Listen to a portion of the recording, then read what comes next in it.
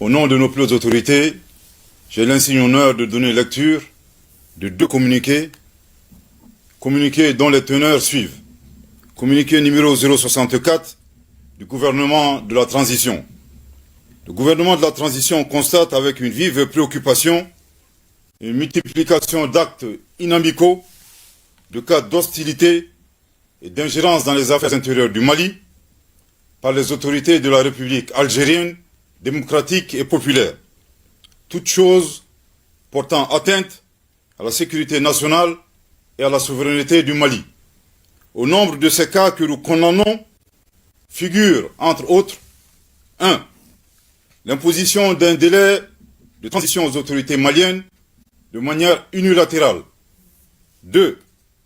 L'accueil sans concertation ou notification préalable et au plus haut sommet de l'État algérien de citoyens maliens subversifs et de citoyens maliens poursuivis par la justice malienne pour actes de terrorisme. 3.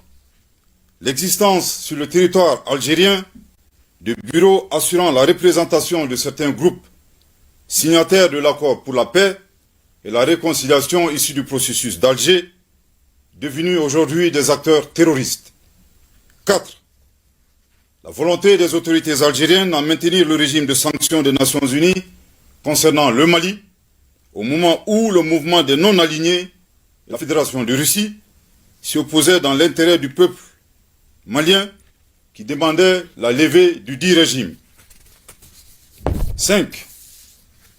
La main cachée des autorités algériennes dans une manœuvre consistant à imposer un chapitre sur le Mali dans le document final du sommet du mouvement des non-alignés à Kampala en Ouganda sans le consentement des autorités maliennes.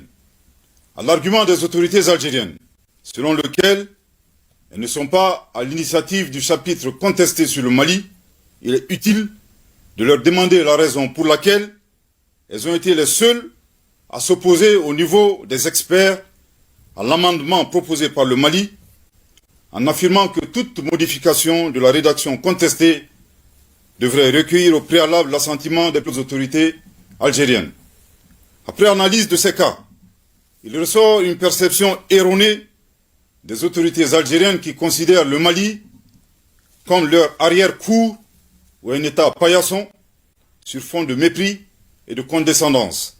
Par ailleurs, le gouvernement de la transition prend en témoin l'opinion nationale et internationale et les invite à constater l'écart entre les manœuvres d'hostilité des autorités algériennes d'une part et d'autre part la responsabilité qui leur incombe au moment où elles siègent au sein du Conseil de sécurité des Nations Unies, l'instance chargée principalement du maintien de la paix et de la sécurité internationale.